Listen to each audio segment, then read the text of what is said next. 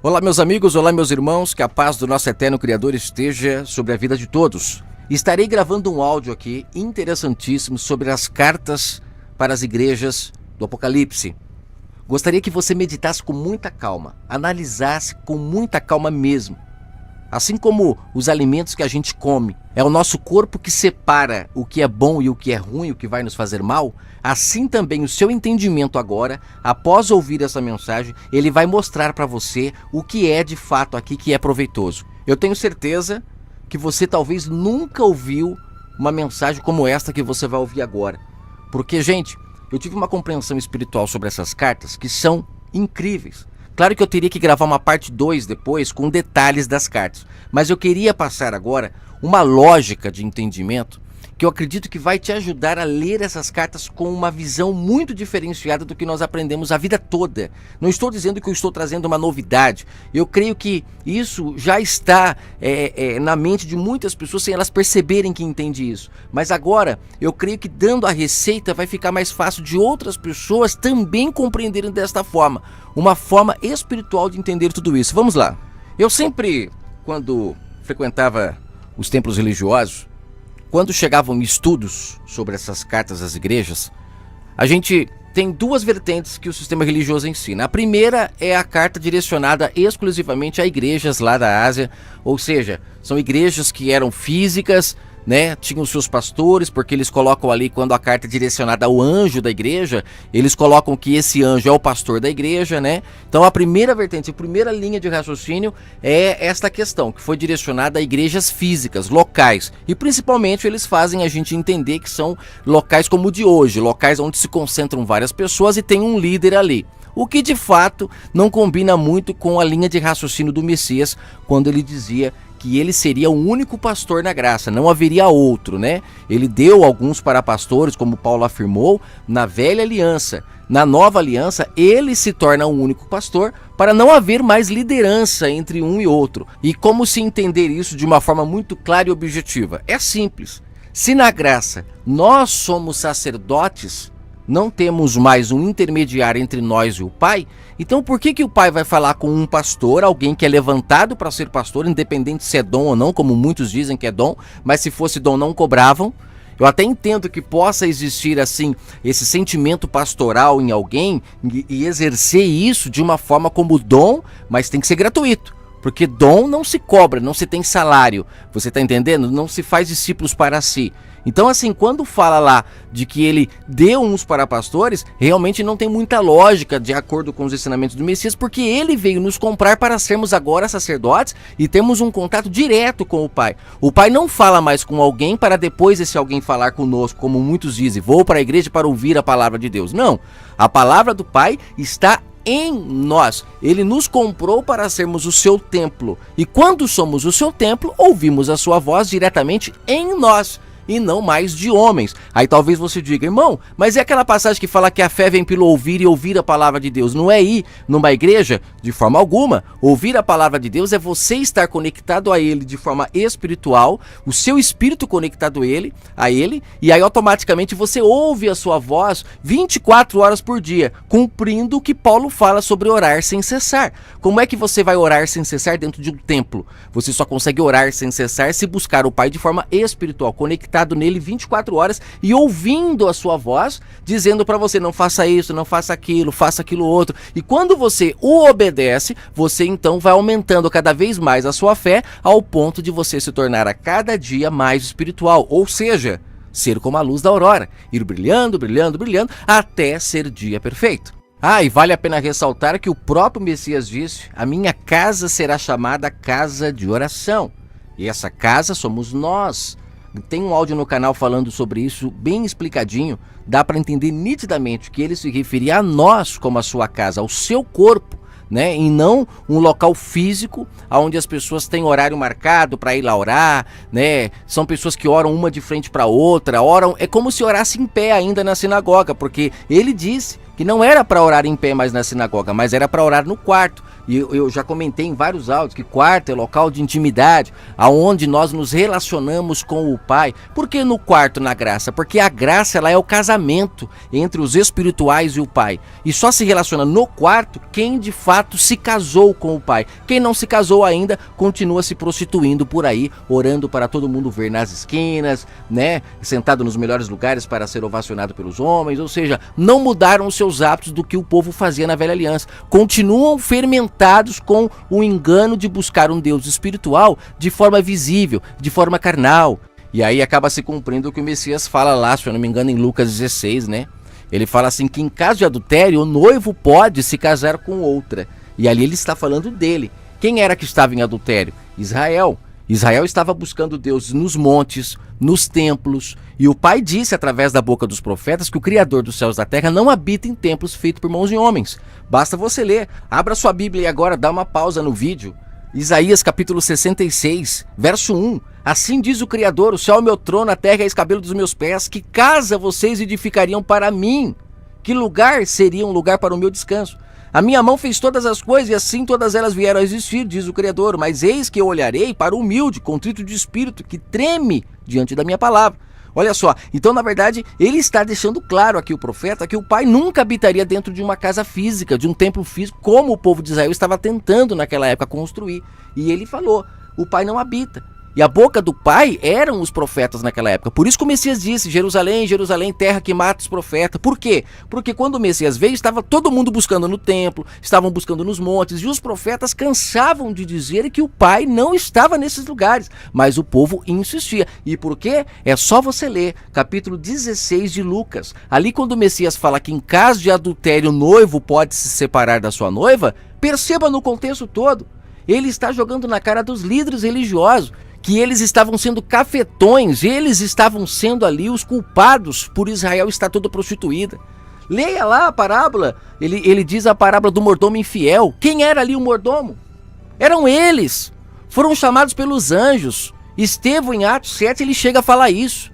Vocês receberam a lei do Pai das mãos dos anjos, mas eles fizeram as pessoas se perderem. Eles fermentaram as leis e o Messias o tempo todo falava sobre isso. Cuidado com o fermento desses homens. Planta que o Pai não plantou. Então ali em Lucas 16, quando ele fala do noivo, ele está falando, eu estou livre agora para me casar com outra. E essa outra é a Israel que busca em espírito. Pois ele disse à mulher samaritana, o Pai busca agora os adoradores em espírito, significando que Israel buscava na carne.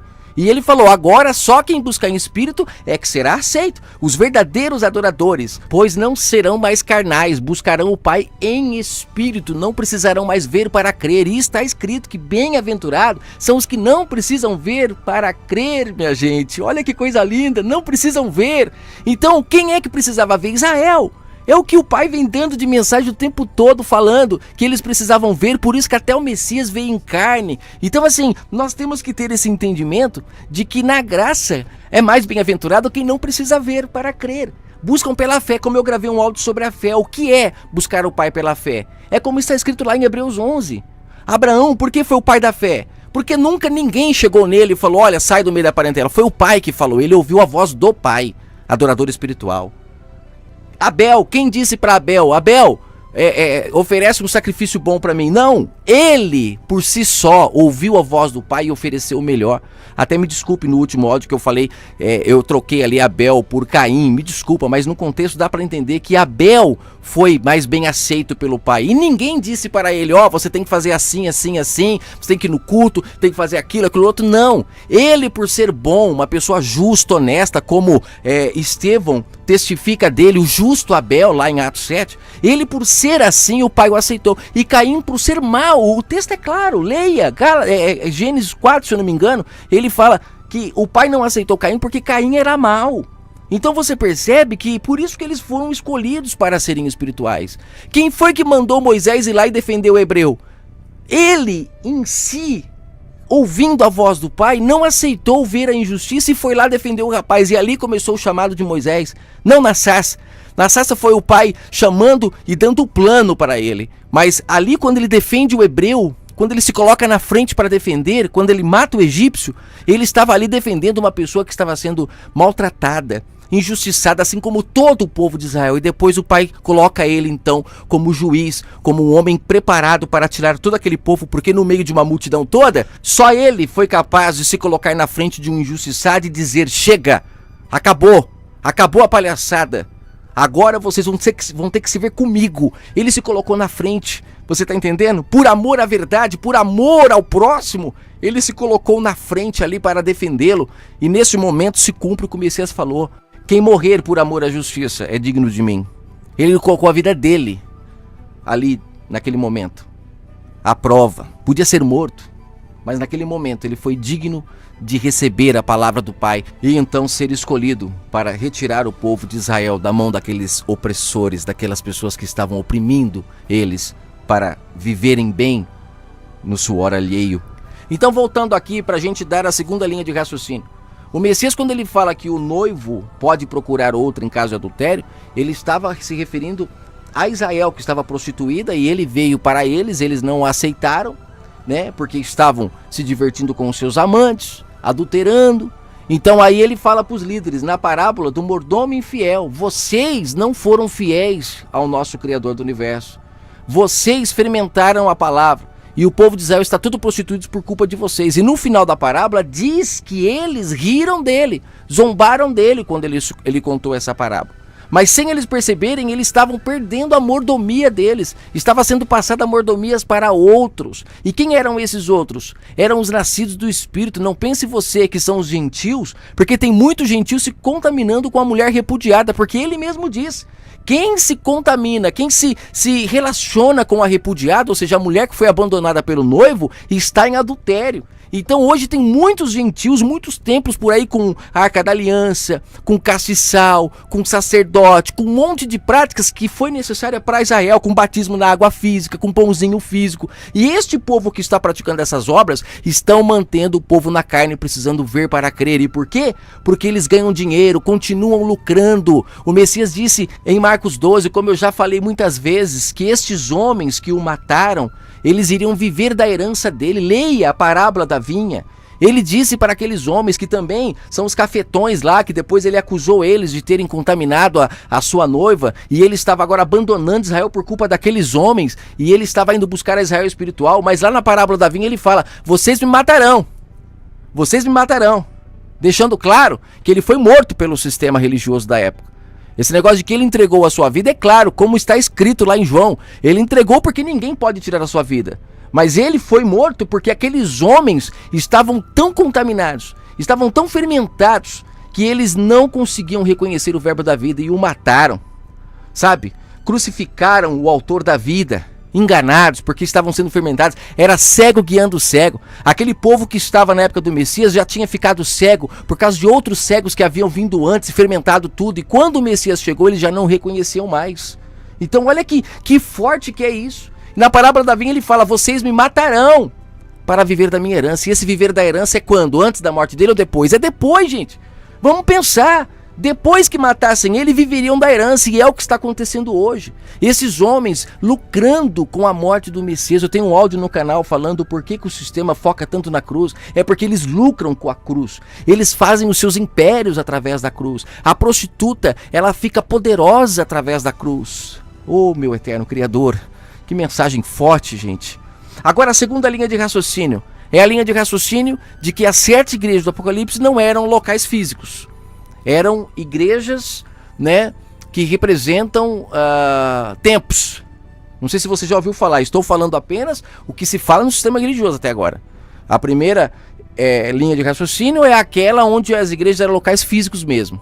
Como eu já deixei bem claro até agora que não tem muita lógica isso. A segunda é a questão de que representam tempos. O primeiro templo é a igreja lá de Éfeso, depois vem a igreja X, igreja de Esmirna, e nós estamos agora na igreja de Laodiceia. Muitos dizem isso. Ou seja, se eles dizem isso, é sinal que eles mesmos não afirmam 100% que lá eram igrejas físicas. E se eram, tinha uma mensagem espiritual para o futuro, como eles dizem.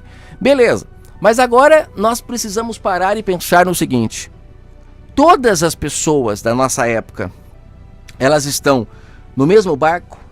Porque se nós estamos agora na igreja de Laodiceia, como muitos líderes afirmam, então todas as pessoas da nossa época estão cegas, mudas, surdas, nuas. Todas as pessoas estão pobres, porque na igreja de Laodiceia ele manda comprar ouro dele, ele manda limpar os seus olhos, comprar colírio para que vejam. Então significa que todos estão cegos, o que de fato se aproxima muito da verdade, porque agora é que muitas pessoas estão começando a enxergar novamente, as testemunhas estão ressuscitando. Agora é que as pessoas estão começando a abrir os olhos e começando a perceber que a prostituta, ela é perigosa. Ela é muito sutil, mas como disse Oséias, a saia da prostituta vai se levantar, vai mostrar para todo mundo a sua nudez. Vai mostrar que ela não tem nada do pai, que ela é uma miserável. Então as pessoas estão acordando.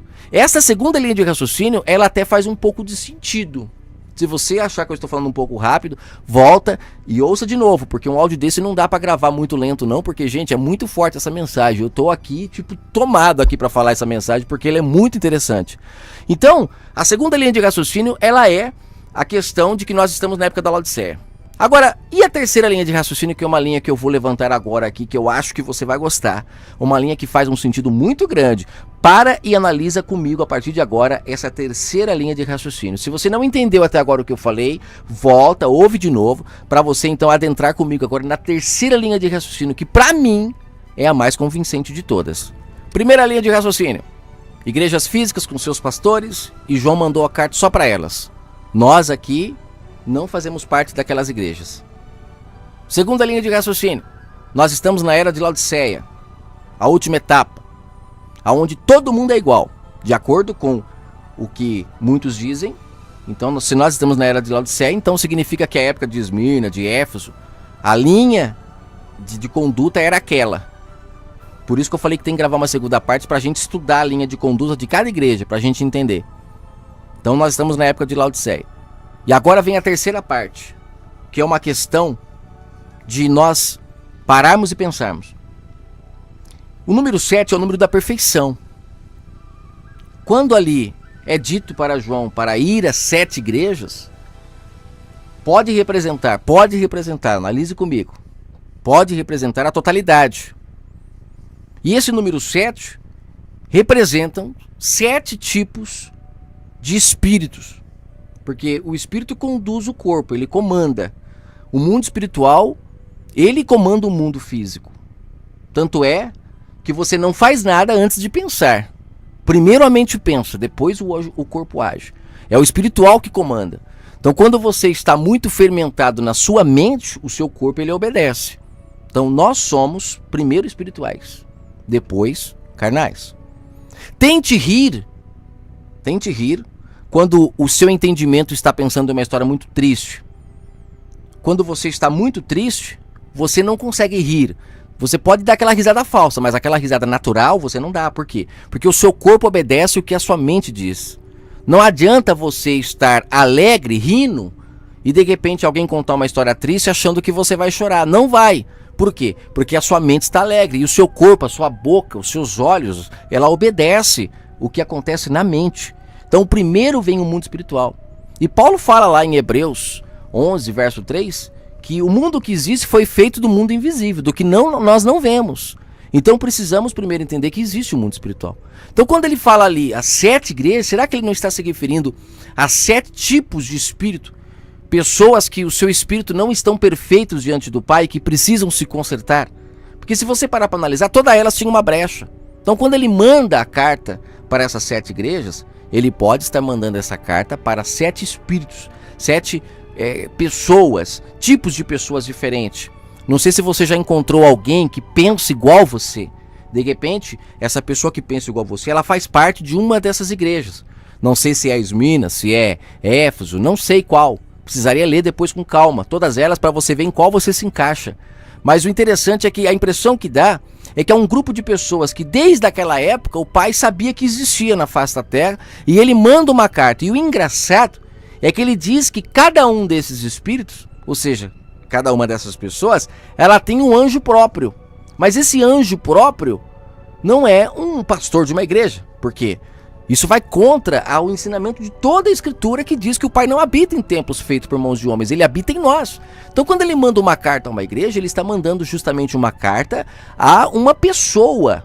E esta pessoa, ela tem um anjo. Quem é esse anjo? Aí é que está o detalhe. que aí é a questão mais forte que eu acho dessa mensagem, que nós vamos falar agora. Quem é esse anjo que recebe a carta e tem a obrigação de passar para a igreja, que é o nosso templo, para nós? Quem é esse anjo? Para quem já ouviu o áudio sobre Adão e Eva aqui no canal, com certeza essas pessoas já têm uma mente bem mais avançada sobre o que eu vou falar. Porque a nossa mente, ela controla todo o nosso corpo. Você sabe que o que eu estou falando agora não tem como fugir. Você não consegue levantar um braço, uma perna, dar um sorriso, se não for através da sua mente. Como isso acontece em milésimos de segundos, a impressão que dá é que não é ela que comanda, né? A impressão que dá é que tudo acontece de forma natural, mas não, é a nossa mente que controla o nosso corpo. Tem alguns áudios falando sobre a mente no canal que ajudam a entender um pouco. Se a gente parar para analisar, existe um eu dentro de nós aqui que comanda tudo. Não sei se você já passou por aquela situação de querer levantar e tem uma vozinha que fala, fica mais um pouco. Vou usar exemplos básicos para você captar o que eu vou falar. Sabe aquele momento que você pega um troco no mercado e aí você vê que vem a mais, aí tem uma vozinha lá dentro que fala assim, tá a mais. E aí tem uma outra vozinha que fala, mas um pouquinho só, o cara não vai nem perceber. Aí eu te pergunto, é uma briga com você mesmo? Ou não? Essa vozinha, uma fala que pode ir embora, ninguém vai ver, e a outra fala, tem a mais. O que seriam essas vozes, se a gente parar para analisar? Seria a voz da carne e a voz do espírito, vamos dizer assim, para ficar bem fácil o entendimento. O espírito, ele diz, devolva. Devolva porque não é seu. Já a carne que quer se beneficiar, ela diz, não, mas ninguém vai ver, vambora, esse dinheiro você pode comprar um sorvete, você pode comprar um sapato, você pode fazer tantas coisas, dependendo do valor, é claro. Mas, ou seja, a carne e o espírito, como Paulo disse, elas lutam o tempo todo uma com a outra. Só que existe, acima dessa voz, existe um raciocínio ali, um controle lógico que está na nossa mão, de dar ouvido a uma voz ou a outra. Não sei se você está conseguindo perceber, gente, porque isso é forte demais. Existe um eu ali no meio de tudo, que fala, fica quieta a carne, que agora eu vou dar a voz do Espírito. Vou dar ouvido à voz do Espírito. Ou então você pode estar com o espírito fraco, não tem voz para nada, e a sua carne sempre vence. Por isso que nós temos que parar de sermos carnais. Para os carnais existem leis. Por isso que Paulo fala que a lei é para os carnais. A lei é para as pessoas que precisam de lei. São pessoas carnais, porque a carne, para ela ser domada, a carne não tem raciocínio. Ela quer tudo, ela quer tudo. Então a carne, para ser domada, ela precisa de leis. Já o espírito não. Então quando o espírito está forte, a carne está fraca. A carne não tem poder para fazer nada. Só que quem comanda isso, quem controla isso, é o nosso eu. É o nosso raciocínio. E é esse raciocínio, no meu ponto de vista, que o sistema mata. Porque quando o sistema ele embebeda esse raciocínio, o que acontece? Você já perde o controle da situação. E aí você muitas das vezes se torna carnal, sem perceber. E principalmente quando se diz que o que você faz na carne é espiritual, que é isso que o sistema faz. Você vai na igreja cantar uma música, eles dizem que isso é louvar a Deus, é espiritual. E aí você acredita que isso é espiritual, só que isso é carnal. Porque você está ali com o seu corpo balançando, cantando, aquelas letras criadas em laboratório. Se fosse pelo menos letra que vem do seu interior, do seu íntimo, uma letra que não precisa nem ter rima, mas como Davi, né? Davi cantava, mas vai ver as letras dele, tenta pôr uma rima ali. Eram músicas que saíam do seu coração, eram letras dele. Agora as pessoas por aí hoje, os cantores gospel, eles criam as próprias letras da mente deles, as suas rimas, colocam música, né? Ritmos e depois fazem com que essas músicas se tornem sucesso na mente das pessoas e as pessoas não cantam mais de si. Elas repetem o que foram criadas. Então isso se tornou carnal, não é mais espiritual. Não é mais da sua vontade própria, está vindo de alguém. Então isso é carnal, só que você aprende que isso é espiritual. Você vai buscar a Deus dentro de um templo físico. Só o fato de você sair da sua casa e ir para um local buscar um Deus, que ele é invisível, que ele é onipresente, você já está sendo carnal. Por quê? Porque um Deus que é onipresente, uma pessoa que é espiritual, ela tem a consciência de que ele está com ela em todos os lugares. E isso é ser espiritual. Isso é o seu eu estar lúcido. Só que quando o seu eu está embriagado, você vai para um local buscar esse Deus com uma hora marcada. Aí você vai orar para os outros verem. Você esquece de tudo que o Messias ensinou. Tudo. Sabe? Parece que você está realmente embriagado. Porque a pessoa, quando ela está embriagada, ela não se lembra de nada. O Messias, ele deixou claro na oração dele: nós não devemos mais pedir perdão para o Pai, mas entender que nós somos perdoados pelo Pai quando perdoamos o nosso próximo. Mas as pessoas, embriagadas como estão, continuam indo nesses lugares pedir perdão para ele dos seus pecados. E Paulo, provando como tinha tido um encontro com o Messias ressuscitado, ele diz: confessai as vossas culpas uns aos outros. Ele não falou para ir para o templo pedir perdão, ele disse para confessar para quem você errou, assim como o Messias também falou. Está em dívida com o teu irmão? Tem alguma coisa que está balançada entre vocês dois? Vai lá. Faça as pazes, não deixe o sol se pôr sobre dívida alguma. Olha que coisa linda, o Messias deu todos os ingredientes para nós vivermos como irmãos de fato. E não como ladrões, um querendo roubar o outro, prejudicar o outro e depois ir para um templo pedir perdão. O cara vende o carro lá mais caro, vende o carro quebrado, não tá nem aí e depois chega pro culto lá, levanta a mãozinha pro céu. Ô Pai, glórias te dou porque eu não sou como os outros pecadores só porque tá indo dentro de um templo. Vai se converter de fato. Pessoas assim são pessoas que estão com o seu eu embriagado. A mente está cauterizada. Paulo chega a falar, né? O Deus desse século que cauteriza a mente. Então, pelo fato de se estar com a mente cauterizada, não ouve a voz do Pai. Ou seja, como se a porta do templo estivesse com uma pedra, um túmulo mesmo. A pessoa está dentro de um túmulo e não ouve a voz do Pai. E eu espero que você já tenha compreendido que a porta do nosso templo é o nosso ouvido. O templo do Altíssimo é o nosso ouvido. É aqui que entra todas as informações que vão para a mente. E essas informações, se estiverem contaminadas, fermentadas, elas contaminam a mente. Você está entendendo?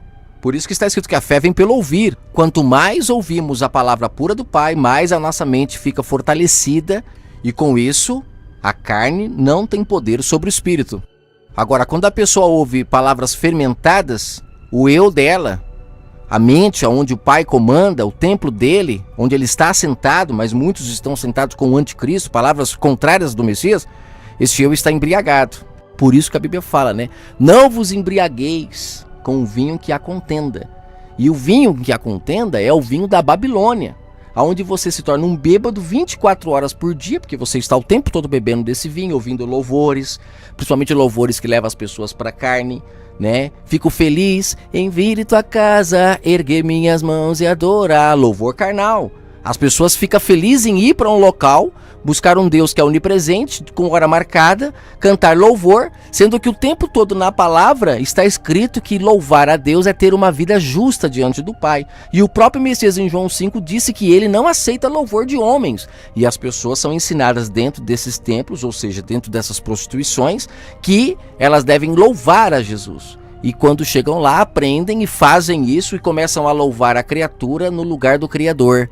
Ou seja, buscar a esse Jesus carnal e não o Messias ressuscitado, como disse Paulo. Porque quem busca o Messias ressuscitado não ora para os outros verem. Ela se torna de fato espiritual. Ela não pratica mais obras da carne, porque mais bem-aventurados são os que não precisam ver. Então por que ela vai num lugar? Por que ela tem homem para seguir? Por que ela tem rituais? Tudo isso acaba quando você busca o Messias ressuscitado. E olha, eu lembrei agora de um louvor que eu cantei muito na igreja, que era aquele: quando eu cheguei aqui, meu Senhor já estava. Não sei se você conhece. Quando eu cheguei aqui, meu Senhor já estava. Eu te pergunto, gente, ele não estava lá antes? Ou melhor dizendo, ele não estava com a pessoa então? Quando ela foi lá para aquele templo, ele não estava com ela? Só estava quando ela chegou lá? Aí ela chegou, ele estava lá primeiro, chegou primeiro que ela. Olha só, que Deus pequenininho esse, meu Pai amado. Um outro entendimento que é muito passado para as pessoas é buscar o Espírito de Deus, buscar o Espírito do Pai. Eu não consigo entender quando Pedro fala lá em Atos 2, que o Espírito do Pai, se cumprindo com o que o profeta Joel disse, foi derramado sobre toda a carne. Toda carne. Gente, não tem lógica esse entendimento de que eu tenho que buscar o Espírito do Pai. O que nós temos que fazer é abandonar o vinho da Babilônia para poder ouvir a voz do Pai. Porque abandonando o vinho você desembriaga o seu eu. Você precisa parar de comer os fermentos que eles dão. E quando você começar a ouvir a voz que vem direto do Pai, assim como o Messias fez lá no deserto, porque aquela passagem do deserto eu tenho um áudio no canal falando sobre ela e ele é esclarecedor. Você vai entender que ali é uma questão toda espiritual quando o Messias estava ali. Ele estava representando justamente o seu eu ali, porque naquele momento foi oferecido para ele pedras, né, para transformar em pão. Pegar aquilo que é espiritual e transforme como sendo verdade, coma disso. E o Messias recusou, Messias não aceitou, ele preferiu continuar jejuando da podridão da Babilônia e comendo do pão que vem da boca do Pai. Ele não transformou pedra em pão, ele quis continuar comendo da comida espiritual que vem da boca do Pai. Quando você come essa comida, aí sim você começa a ouvir a voz do Pai, praticar o que ele ensinou. E não ficar comendo desse ferimento que eles dão nos templos, aceitando transformar pedra em pão. Chamar de espiritual aquilo que não é espiritual. E se você acha que eu estou falando besteira, leia o que Zacarias falou no capítulo 7 sobre o jejum. Se o jejum que o Pai quer é ficar sem comer comida física, será que o Messias iria se opor ao que o profeta disse? E Isaías capítulo 58, que deixa claro que ficar sem comer não é o que o Pai pede. O Pai pede é a justiça, é o amor ao próximo. Isso de fato é o jejum. É o jejum de fazer coisas erradas. Jejuar de fazer as vontades da carne para que o seu espírito cada vez se fortaleça mais. E só consegue fazer isso quem tem o seu eu, o seu anjo de pé diante do Pai. E eu vou falar sobre isso agora. Mas antes, deixa eu só fazer um outro resumo aqui para finalizar. Eu tenho um áudio no canal falando sobre Romanos 7, quando Paulo fala que nós devemos nos relacionar com o Messias ressuscitado e não o Messias morto. Inclusive ele fala que quem busca o Messias morto, ou seja, as leis, porque o Messias que morreu no madeiro, ele representa as leis. Quem busca esse Messias está em adultério diante do Pai. O mesmo que o Messias falou quando ele se referiu a se contaminar, ou se misturar, ou se relacionar com a mulher repudiada, que eram o que? As práticas de Israel para buscar um Pai em espírito. Práticas que foram rejeitadas pelo autor da vida. Olha que forte que é isso. Mas vamos aqui entender melhor sobre esse anjo, sobre esse eu que controla o nosso corpo.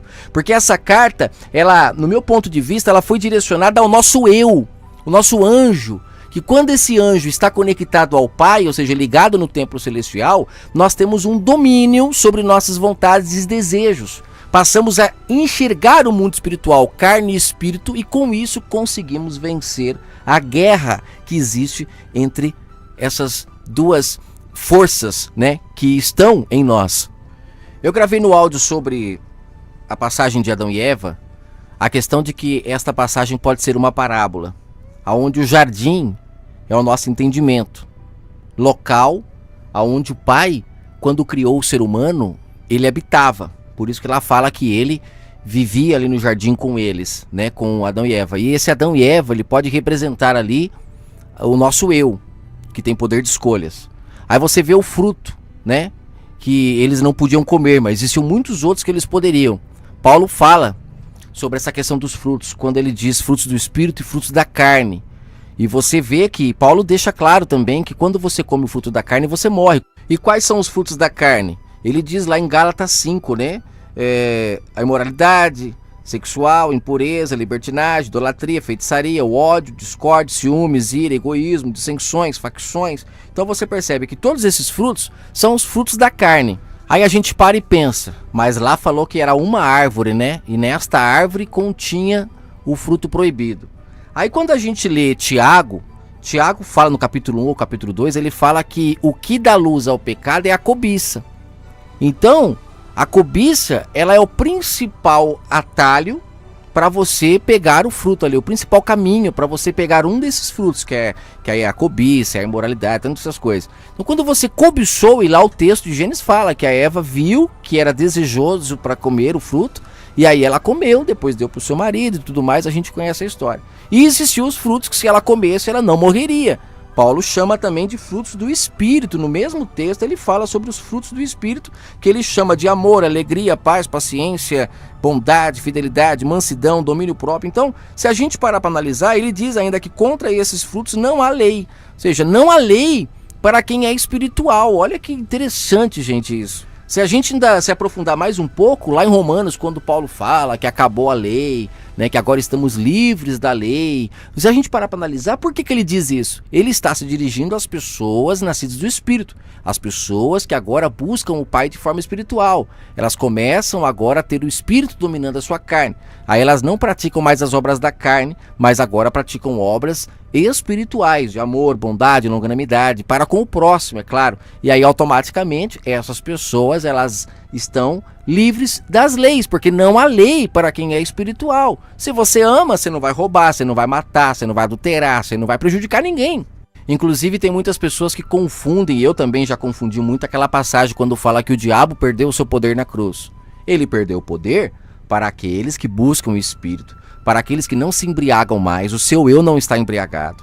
ela tem domínio próprio sobre a situação, ela come dos frutos espirituais. Então essa pessoa, o diabo não tem poder sobre ela mais, porque o diabo ali representa a sua carne, representa a sua vontade de vencer o espírito, porque quando você é carnal, aí você precisa de leis, você precisa de regras, de tutores, um monte de coisa. Agora, quando você é espiritual, tudo isso acaba, mas para isso, Paulo está direcionando aos espirituais, e não para todo mundo, como dizem por aí. O sistema religioso muito se fala sobre esse verso, só que vivem expulsando o diabo dentro dos templos das pessoas. Então, peraí, não perdeu o poder na cruz? Por que eles continuam expulsando até hoje? É porque essas pessoas que estão aí na mão deles, elas estão bêbadas, fermentadas, calmamente cauterizadas, e eles usam elas como meretrizes, como prostitutas para atrair outras pessoas. É como se fosse uma cena sexual. Quando a gente vê uma cena sexual, não instiga? Você não fica com vontade também? Então é por isso, eles usam essas pessoas nas televisões, nas rádios, como testemunhos, para atrair outras pessoas também, para também vir e se relacionar com eles.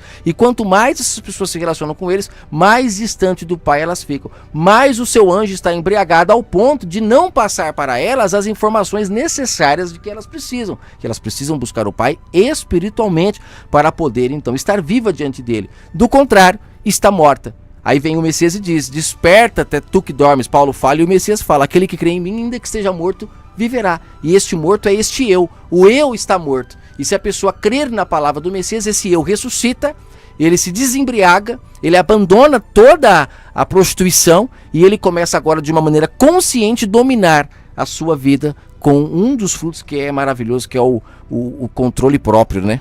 Bom, vamos caminhando para o final, aonde agora eu vou falar um pouco sobre esses anjos, que algumas passagens deixam claro de que esse anjo é possível ser de fato o nosso eu. Olha como a Bíblia é um livro todo espiritual.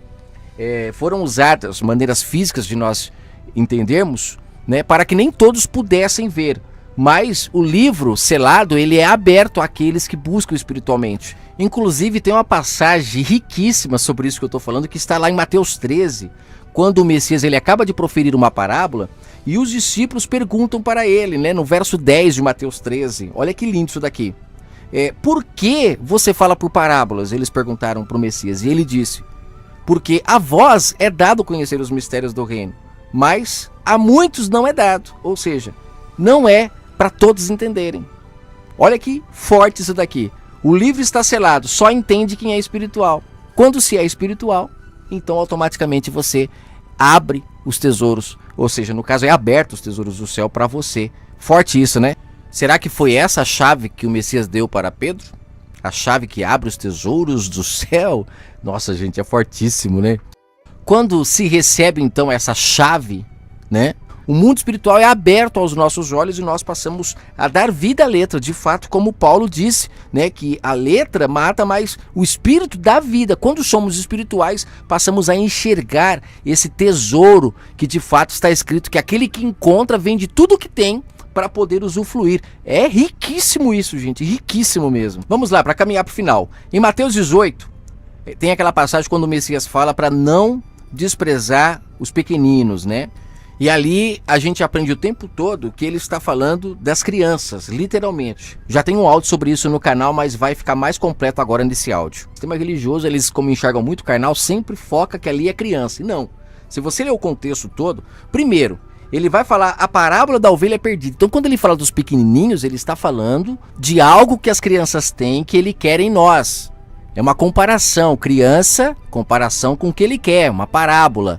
Inclusive no verso 19 de Mateus tem uma outra passagem ali no verso 13 e 14 que ele fala sobre a mesma coisa e ele chega a dizer assim, que o reino do céu são daqueles que são semelhantes a elas, às crianças. Algumas passagens falam que o reino do céu são das crianças, mas ele fala em algumas traduções que é para aqueles que têm a semelhança de uma criança. É no verso 14 que ele fala, né, deixar vir as minhas criancinhas, não as impeçais, porque de tais é o reino de Deus. Em outras traduções fala que o reino de Deus são para aqueles que são semelhantes a elas. Você vê que ele está fazendo uma comparação. Então ali os pequeninos não são criancinhas, no céu não é uma creche, não. São pessoas inocentes, que ainda não foram fermentados pela Babilônia. Por isso que ele diz a parábola aqui no verso 18, sobre a ovelha perdida, ele usa o exemplo da criança. Porque as ovelhas perdidas são aqueles que não mais têm o contato com o pai, não são mais as suas criancinhas, perderam a sua inocência, ou seja, não são mais espirituais, penderam para a carne. Você está entendendo? É muito ilógico aqui em Mateus 18, quando ele acaba de falar de que nós não podemos desprezar os pequeninos e tal, e daqui a pouco no verso 11, né, ele falar que o Filho do Homem veio para salvar o que se havia perdido. Quem é aqui que ele está se referindo como perdido? São aqueles que não são mais as criancinhas. Perderam a sua inocência. As serpentes contaminaram, envenenaram, cegaram. Aí essas pessoas viraram também mini serpentinhas. Porque a serpente, como eu já gravei em outros áudios, ela é cega, ela é surda. Por isso que o Messias chamava aqueles homens de cegos, de surdos, né? Ouvidos incircuncisos, como disse Estevão. Porque eles eram as serpentes que envenenavam o povo e distanciavam o povo do Pai. Por isso que ele fala, ai daquele que fizeram se perder. Ele estava falando com os líderes. Vocês fizeram muitas criancinhas se perderem. Ai de vocês. Vocês estão perdidos na mão do Eterno Criador, porque fizeram as criancinhas se perderem. Deixem elas vir a mim, disse ele. A mim. Mas tudo isso que eu falei, o mais interessante do verso está aqui no verso 10, quando ele fala assim, ó. Não desprezei nenhum dos meus pequeninos, pois eu vos digo que os seus anjos no céu sempre vêm à face do meu Pai que está nos céus. Os seus anjos. Como assim, os seus anjos? Fala para mim. O que será que ele está querendo dizer? Que os anjos das criancinhas estão diante do Pai, diante da face dele no céu? Se quando somos semelhantes a uma criança, então o reino do céu é nosso, significa que quando somos criancinhas, o nosso anjo, o nosso eu, está ligado ao Pai. Está conectado a ele no templo celeste. Templo que o Messias aspergiu seu sangue, inaugurando então o seu reino para os nascidos do Espírito e não mais para os carnais. Quando vem as serpentes oferecendo os frutos da carne e a gente aceita, o nosso anjo, ele perde o seu contato com o Eterno Criador. Ele se torna um caído. Será isso que lá em Apocalipse 12 diz? Que Satanás, ou seja, os nossos desejos carnais, eles se opuseram ao Espírito e derrubaram 1/3 dos anjos. É engraçado que no texto fala Satanás, a antiga serpente, né? Serpente desde lá do Éden, mas esse Éden, como eu já disse, pode não ser literal. Pode ser a nossa mente. É uma briga interna. Ai, gente, aí eu vou mais longe porque o entendimento não para aqui. Gente, lembra que quando eles foram tirados do paraíso, o Pai fechou o paraíso e eles não tinham acesso mais? Se tornaram carnais até a vinda do Messias. Um ou outro recebeu o Espírito do Pai, mas não mais de forma generalizada. Aí vem Joel e profere que o Pai iria derramar seu Espírito sobre todos. Vem o Messias, cumpre isso. Abre então agora as janelas do céu e derrama chuva. E ele diz em alto e em bom som, não vos deixarei órfão. Recebam o Espírito do meu Pai. Ele não vai mais descer sobre um ou outro, agora é sobre todos. E nisso as pessoas começam a abrir o seu entendimento, se abandonar a Babilônia. E surge no meio deles um amor jamais visto, onde todos começam a vender tudo o que tem para ter tudo em comum, como diz lá no livro de Atos, no capítulo 2. Um amor que não existia na velha aliança, porque eles não comiam desse fruto. Eles só comiam frutos carnais, por isso tantas mortes, tantas coisas horríveis, mas precisava acontecer. E quando chega na nova aliança, após o Messias abrir as janelas do céu, as pessoas têm agora a oportunidade de voltar a comer dos frutos do Espírito, amor, bondade, paz, longanimidade, coisa que eles nunca tiveram, enquanto estavam presos na carne, porque não tinham entendimento espiritual aberto, porque foram envenenados pelas serpentes. E o principal, quando o Pai fecha o Éden, o paraíso, quando o Messias vem e rasga o véu do templo, não significa de fato o paraíso se abrindo novamente para nós agora entrarmos com força, como ele diz, entrarmos no reino com força, porque as serpentes não deixam, elas não querem abandonar o osso, mas ele fala, mete o pé no peito, entrem no reino do Pai à força, porque quem entrar vai comer frutos deliciosos e vai poder encontrar a vida em abundância que ele prometeu. Oh, coisa linda, gente! Leia a partir de agora as cartas às igrejas do Apocalipse e procure nelas qual você se encaixa. Eu já sei qual eu me encaixo. Deixe no seu íntimo e procure fazer aquilo que está escrito que você não faz, para que você possa ir brilhando, brilhando até ser o dia perfeito. Na história de Sansão, pesquise aí na sua Bíblia a história de Sansão, quando é dito à mãe dele que o pai levantaria um que venceria a Babilônia. Eu tenho um áudio sobre Sansão esclarecedor no canal, se você nunca ouviu, ouça. Sansão, nascido da estéril, representando os filhos espirituais, filhos que demoram para nascer, mas quando nascem, abalam a estrutura da Babilônia. Mesmo cegos, mesmo que sofreram tanto na mão da prostituta, perderam o seu poder, que o cabelo ali representa o poder, a santidade, é o anjo ligado ao Pai. Vem alguém e corta esse laço, corta esse vínculo, e você se torna um cego. Mesmo assim, se você buscar com toda a sua força, o reino foi dado agora realmente para os cegos, para os coxos, para os mancos, disse o Messias. A ceia para quem foi preparada, eles não souberam valorizar. Agora o Pai busca os cegos, os mancos, coxos, os necessitados. Mas assim como Sansão, mesmo cego, você é um forte candidato para abalar toda a estrutura da Babilônia. Se você resolver entrar no reino espiritual do Pai, abandonar as serpentes e começar a ser um servo espiritual. Que o seu anjo hoje se desembriague, se descauterize para poder estar diante do Pai novamente, para que toda a sua palavra esteja em você de forma simples e natural, sem forçação de barra. É pelo Espírito, não é por força nem por violência. Todos os anjos na Bíblia que foram enviados para falar com alguém, se você pesquisar, muitas passagens deixam brechas, eu creio que tentaram esconder, mas não conseguiram, de que eram homens. Não era um anjo de auréola com asa, brilhante, aquela coisa toda como o sistema coloca na nossa mente. Na história de Sansão mesmo, lá fala, um homem veio até mim, disse a mãe de Sansão quando foi falar para o seu esposo. Era um homem, mas com certeza era um homem que tinha o seu anjo conectado ao Pai e que ouvia sua voz. Na história de Ló, para Ló era 2 anjos chegando, mas para aqueles homens da cidade, eram 2 pessoas, 2 intrusos que estavam entrando na casa de Ló, e Ló era estrangeiro. Ló não poderia levar mais ninguém para a cidade de lá onde ele estava. E ele levou 2 homens. Quando eles veem esses homens entrando na casa de Ló, eles vão lá para tentar fazer o pior com eles. E aí você lê lá em Ezequiel, quando fala que o pai enviou aqueles homens para tirar Ló de lá, porque aquela cidade haveria de ser destruída, porque eles não tinham amor ao próximo. Amor ao próximo. Leia na sua Bíblia, Ezequiel capítulo 16, a partir do verso 44, quando fala que Jerusalém foi pior do que Sodoma e Gomorra. Isso ninguém fala, né? Aqui no verso 49 diz o seguinte: a iniquidade de Sodoma, tua irmã, foi a soberba, fartura de pão, próspera, mas nunca fortaleceu a mão do pobre e do necessitado. Eram soberbos, e isso era abominação diante de mim, pelo que tirei o seu lugar. Ezequiel capítulo 16, do verso 44 em diante. Finalizo lendo os últimos 2 versos aqui do capítulo 1 de Apocalipse, quando ele fala sobre a questão de João falar para as 7 igrejas, e ele explica o que são essas 7 igrejas e os 7 anjos. Ele fala: escreve, pois, as coisas, verso 19, que tens visto, e as que são, e as que depois dessas hão de acontecer.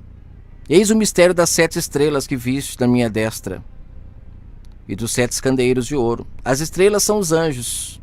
Estamos diante do Pai. Lembra do verso lá, Mateus 18? Só está diante do Pai aqueles que ainda não foram contaminados, ou que, mesmo estando contaminados, reconhecem os seus erros, assim como Zaqueu, a mulher samaritana e tantos outros que preferiram ouvir a voz do bom pastor ao invés do falso pastor. Ele fala que é o candeeiro de ouro. São as 7 igrejas. Qual delas será que nós somos, hein? Que o Pai abençoe o seu coração e fale muito ao seu entendimento através dessa mensagem. Eu não consigo fazer uma mensagem 100% completa, porque eu também não conheço tudo, não sei de nada. Gravei pelo Espírito essa mensagem, e que o Pai possa falar ao seu coração através dela, assim como falou no meu. Que o Pai abençoe a todos.